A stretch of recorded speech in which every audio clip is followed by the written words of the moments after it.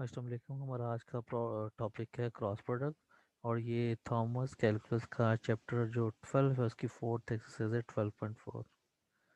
और इसमें भी वो सारी चीज़ें हैं जो आपने ऑलरेडी पिछली क्लासेस में पढ़ी हुई हैं, तो मैं इसको जल्दी से थोड़ा सा डिस्कस करता हूँ। आपके पास अगर दो क्रॉस वेक्टर्स गिवन है और वो वेक्टर इस फॉर्म में गिवन है कि आई जे के की फॉर्म में नहीं गिवन, उनके कंपोनेंट्स नहीं गिवन आपको, यू की मैग्नीट्यूड गिवन है, वी की मैग्नीट्यूड गिवन है और दोनों के दरमियान जो एंगल थीटा है वो गिवन है। तो उसका अगर आपने क्रॉस प्रोडक्ट निकालना, उसका फॉर्मूला आ जाएगा u mod v mod sine theta into n cap, where n cap is a unit vector perpendicular to the plane containing u and v. ठीक है जी। और अगर दो वेक्टर्स आपस में पैरेलल हो जाए तो उनका क्रॉस प्रोडक्ट जीरो हो जाता है। अच्छा जी, ये कुछ उसकी प्रॉपर्टीज़ हैं क्रॉस प्रोडक्ट की, जैसे कि जब आपके पास कोई स्केलर मल्टीपल वाले दो वेक्टर होते हैं उनका क्रॉस प्रोडक्ट लेना है तो जो उनके कोफिशिएंट्स हैं वो आपस में लहदा से मल्टीप्लाई हो जाएंगे, और जो आपका जो वेक्टर्स हैं उनका आपस में क्रॉस प्रोडक्ट हो जाएगा। क्योंकि देखें, क्रॉस प्रोडक्ट और डॉट प्रोडक्ट होने के लिए वो जो दो क्वांटिटीज़ हैं दे शुड बी वेक्टर। अगर वो वेक्टर नहीं है तो आप इस तरीके से ये प्रॉपर्टीज अप्लाई नहीं कर सकते। हाँ, ये u और v की अगर जगह चेंज कर दें तो बाहर एक नेगेटिव साइन आ जाता है। ज़ीरो के साथ लें तो वो ज़ीरो ही आ जाता है। सिमिलरली ये इसकी बाकी प्रॉपर्टीज़ हैं, यहाँ पे जैसे एडिशन हो रही है और उसके ऊपर हम डिस्ट्रीब्यूट करेंगे क्रॉस प्रोडक्ट विद u, तो वो क्या हो जाएगा, v के साथ अलहदा आ जाएगा और w के साथ अलहदा आ जाएगा। सिमिलरली यहाँ पे जो एडिशन है ये यहाँ कह लें कि ये जो लेफ्ट डिस्ट्रीब्यूटिव लाता है ये राइट डिस्ट्रीब्यूटिव है, और सिमिलर ये स्केलर ट्रिपल है।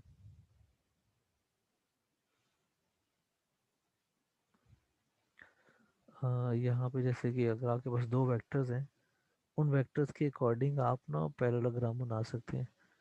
ठीक है, तो ये पैरेललोग्राम का एरिया अगर आपने मालूम कर, उसका फॉर्मूला ये है। सिंपली आप उसका ना दो वेक्टर्स का क्रॉस प्रोडक्ट लो, जो भी आंसर आए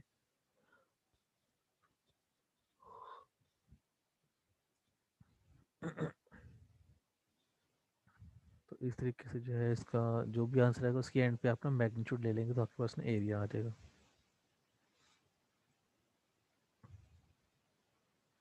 अच्छा, इसी तरीके से हम इसको ना क्रॉस प्रोडक्ट की हेल्प से भी फाइंड आउट कर सकते हैं डिटर्मिनेंट को इस तरीके से। ठीक है, ऊपर आई जाएगी, फर्स्ट वेक्टर u है तो ये u के component, then second vector v है तो ये v के कंपोनेंट। इस तरीके से हम इसको एज ए डिटर्मिनेंट भी फाइंड आउट कर सकते हैं, जैसे यहाँ पे ये हुआ है, u वेक्टर ये गिवन था, v वेक्टर ये गिवन था, ऊपर आई जाएगी, देन ये u के कंपोनेंट है और ये v के कंपोनेंट। सिंपली इसको एक्सपेंड किया तो ये आंसर आ गया। ठीक है जी, ये है हमारे पास जो 2i, ये वाला -2i -60 + 10 क्या है, ये सिंपल u क्रॉस v है। और ये जो वैल्यू है ये basically perpendicular to both the plane containing u and v। ये वेक्टर u के साथ भी परपेंडिकुलर है, v के साथ भी परपेंडिकुलर है। और अगर आप इसका मैग्नीट्यूड ले लेंगे तो आपके पास वो आ जाएगा area of the parallelogram which is found by these two vectors u and v।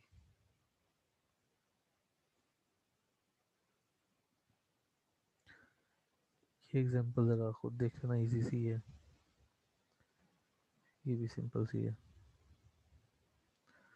अच्छा, ये एक टॉपिक था टॉर्क। टॉर्क बेसिकली क्या होता है, ये यहाँ पे गिवन था, ये r cross F magnitude, magnitude of r torque vector यहाँ पे ये मेंशन है। ये magnitude of the torque vector r cross F magnitude.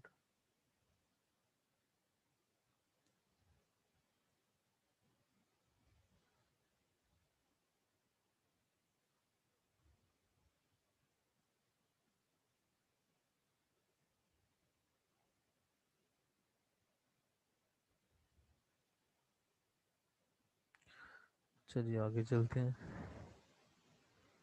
Triple scalar और बॉक्स प्रोडक्ट, ये जो हमने पढ़ा ना A dot B cross C, उसको ये ट्रिपल स्केलर या इसको बॉक्स प्रोडक्ट भी बोलते हैं। ठीक है, बहुत इजी टॉपिक है ये तो। और यहाँ पे देखिएगा ये जो तीनों आपस में इक्वल होते हैं, उनकी अगर आपस में जगह एक सीक्वेंस के अकॉर्डिंग चेंज हो, यू वी डब्ल्यू है, अगले में क्या करेंगे, यू को उठा के एंड पे ले जाएंगे, VWU। अब V को उठा के एंड पे ले जाएंगे, ये देखें V, सॉरी WU, और ये V आ गए। तो इस तरीके से इसको चेंज करते होते हैं। सीक्वेंस में चेंज करेंगे तो कोई मिस्टेक नहीं होगी। चलिए, ये है हमारे पास था स्केलर ट्रिपल मालूम करने का फॉर्मूला। आप डिटर्मिनेंट के अकॉर्डिंग उसको फाइंड आउट कर सकते हैं। एग्जांपल देखें, यू वी और डब्ल्यू आपका गिवन थे, तो ये पहले वाले में आई जे के की फॉर्म, इसकी वैल्यू 2 1 2 -1 1 2 -1। फिर ये वी वेक्टर की -2 और 3। तो इसमें देखें जे नहीं है, तो यहाँ पे देखें जे की जगह पे 0 लगा दिए। सिमिलरली डब्ल्यू वाले में आपके पास आई नहीं है, तो आई जो लिखेंगे इसमें 0 आ जाएगा। बाकी उसको एक्सपेंड कर दिया तो आंसर आ गया आपके पास। ठीक है जी। तो ये इजी सी 12.4 है। अब ये वो जो चीज़ें थी जो हमें पढ़ता होनी चाहिए, तो हम इसको बस for the sake of practice देख रहे थे।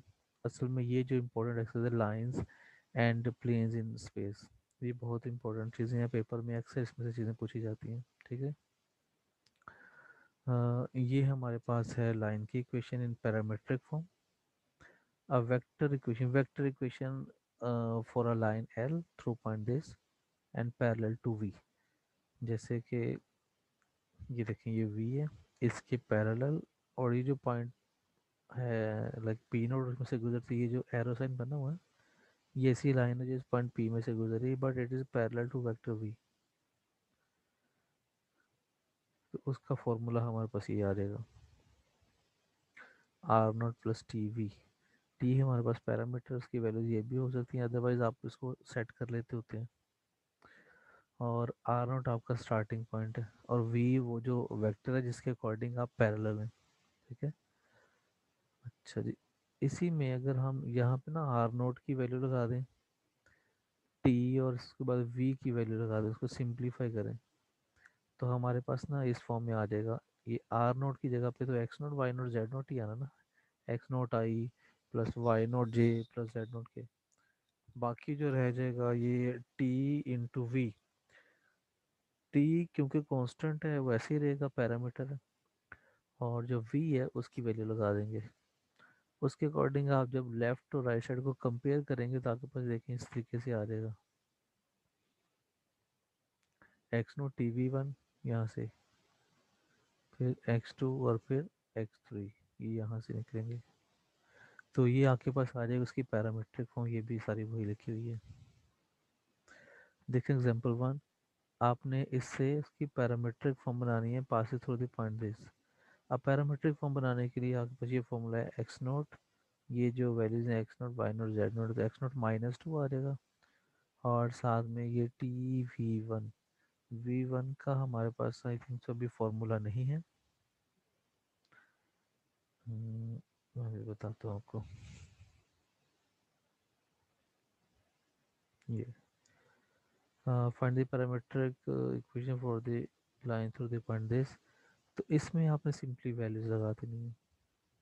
ठीक है।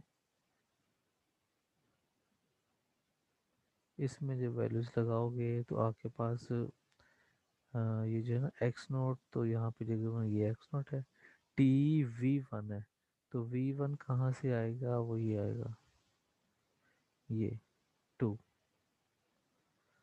अच्छा, उसके बाद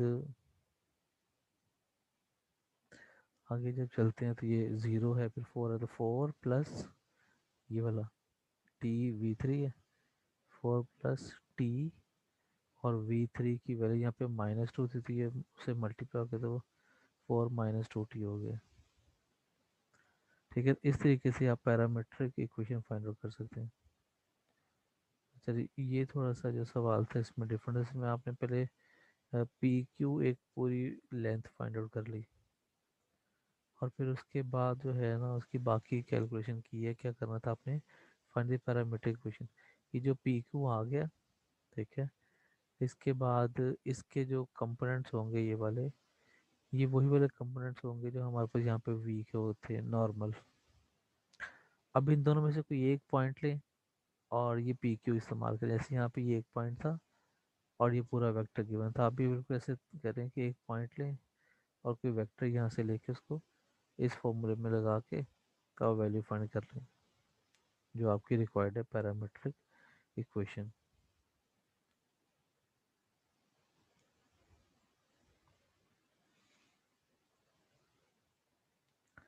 ये वही पैरामीट्रिक इक्वेशन से रिलेटेड ही है, इसमें नया कुछ भी नहीं है। आगे चलते हैं।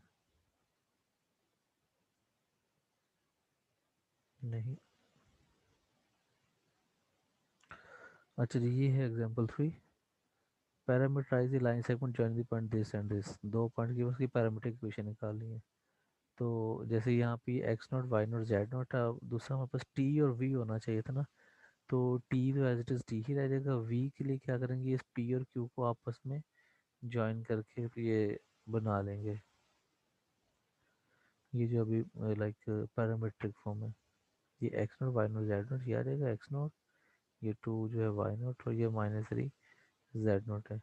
अब यहाँ पे ये -3 + 40 है, तो ये इसकी एक्स में फॉर्म आ गई है पैरामीट्रिक फॉर्म, ये वाई में आ जाएगी, और ये इस तरीके से जेड में आ जाएगी। जो फार्मूला आपने इस्तेमाल किया है अभी जो हम बात कर रहे थे, वो फार्मूला आपके पास इस्तेमाल हुआ है, ये वाला R0 + TV, वेयर ये जो R0 है, ये वैल्यूज़ आपको यहाँ से मिल जाएंगी, ये वाली वैल्यूज़। ठीक है, और वो जो V है, वो जो आपने दोनों का यूनिट वेक्टर निकाला, ये उसी से V की वैल्यूज़ आ जाएंगी। ये वाली वैल्यू 4 -3 और ये 7, ये पिछले एग्जांपल है उसमें भी देख लीजिएगा यहाँ पे ये।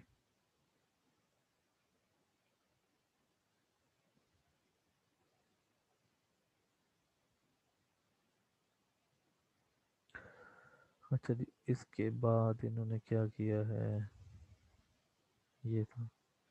तो ये आसान सा ये एक एग्जांपल है। इसमें हेलीपैड जो है वो ओरिजिन से स्टार्ट होके .111 पे आ जाता है, तो वहाँ से इनके पास ना वेक्टर वी बन गया, ये वाला जिसको ना यूनिट वेक्टर बना लिया है। उसके बाद जब यूनिट वेक्टर बन गया है, तो आपने क्या किया है, इस फॉर्मूले में उसको रिप्लेस कर दिया, और एंड पे जाके उसकी वैल्यू लगा दी है टी की, और वो यूँ लाइक आपके पास ये सिंप्लीफाई इसकी वैल्यू आ जाएगी। T as it is, speed हमें गिवन थी यहाँ पे 60, और यू हमें ये जो यूनिट वेक्टर में बना लिए वो है ये वाला, ये वाला।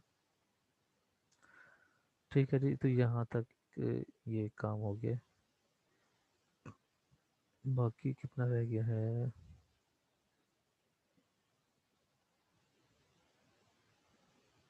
बाकी इंशाल्लाह फिर हम कल डिस्कस कर लेते हैं। यहाँ से आगे। ओके जी, अल्लाह हाफिज़।